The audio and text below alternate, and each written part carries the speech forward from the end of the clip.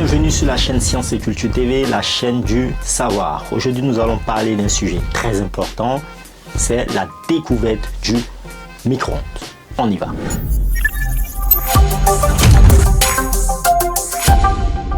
Alors, l'histoire des micro-ondes est très fascinante.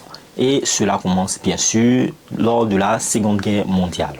À cette époque, il y avait un homme qui s'appelait Percy Spencer. Alors, Percy Spencer était bien sûr un gamin à l'époque, mais ça deviendra plus tard un grand scientifique. Ce dernier est né en 1894 dans une famille assez modeste. Donc, il était beaucoup passionné par l'ingénierie et par la science, et bien sûr, c'est sa passion qui va l'amener à créer le micro-ondes. Alors, Percy Spencer, pendant ses études, va beaucoup travailler sur des sujets scientifiques et bien sûr va choisir d'aller étudier encore plus en profondeur la science, au risque de nous répéter.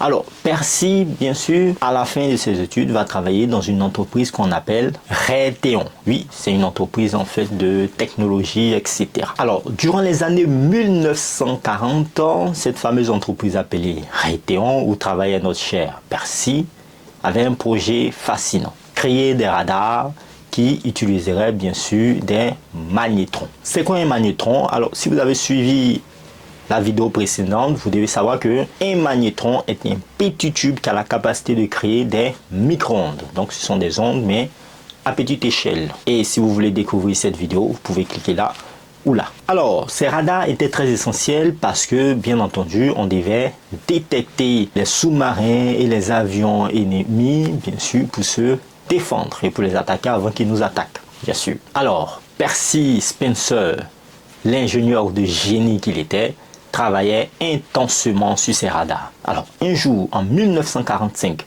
pendant qu'il faisait des travaux sur, bien sûr, ce radar, il a découvert quelque chose de très important. Donc, en ajustant le magnétron, bien sûr, le magnétron, on rappelle, c'est un petit tube qui produit des micro-ondes. En ajustant ce petit tube, il a découvert en fait que le chocolat qu'il avait dans sa poche a fondu.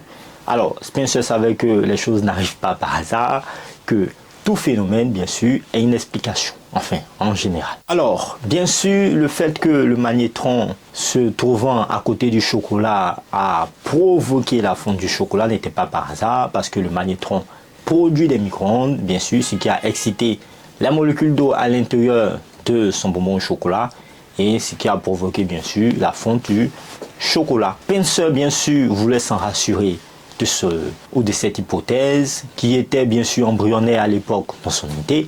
Donc, il a voulu prendre d'autres aliments pour voir qu'est-ce que ça faisait. C'est ainsi que Spencer, bien sûr, le lendemain, il prit des grains de maïs, les plaça près du magnétron et observa un phénomène amusant. Et bien, le maïs éclatait et ça formait en fait du popcorn, qu'on appelle chez nous du bon maïs. Spencer ne s'est pas arrêté là, il a continué. Il continua bien sûr en plaçant par exemple cette fois un œuf près du magnétron. Et bien l'œuf se mit à gonfler rapidement sous l'effet de la chaleur, puis finit par exploser. Alors Spencer réalisait alors qu'il venait de faire une découverte incroyable dans l'histoire de la science. Et il s'est rendu compte que bien sûr les micro-ondes avaient la capacité de réchauffer les aliments. Qu'est-ce qui va se passer ensuite? On continue. C'est la création maintenant du premier four à micro-ondes. Après bien sûr ces multiples expériences, Spencer décida de travailler bien sûr, enfin de proposer à Raytheon, son entreprise où il travaillait, de leur proposer en fait de développer des appareils qui vont utiliser des micro-ondes de manière plus contrôlée. C'est ainsi que en 1946, Raytheon déposa un brevet pour le premier four à micro-ondes. Cet appareil baptisé Radarange n'avait rien à voir avec les micro-ondes que nous connaissons aujourd'hui. Pourquoi? Parce qu'en fait, il mesurait 1,80 m de haut, pesait plus de 300 kg et coûtait environ 5000 $. Vous imaginez un peu, c'est très cher. Soit une petite fortune, bien sûr, à l'époque. Il était principalement utilisé dans les grandes cuisines industrielles et bien sûr dans les usines. Et aussi dans des restaurants. Alors, le micro-ondes ne s'est pas arrêté là parce qu'il a évolué, ou si vous voulez, le four à micro-ondes a évolué. Alors, les premiers fours à micro-ondes étaient vraiment gigantesques, comme on a vu.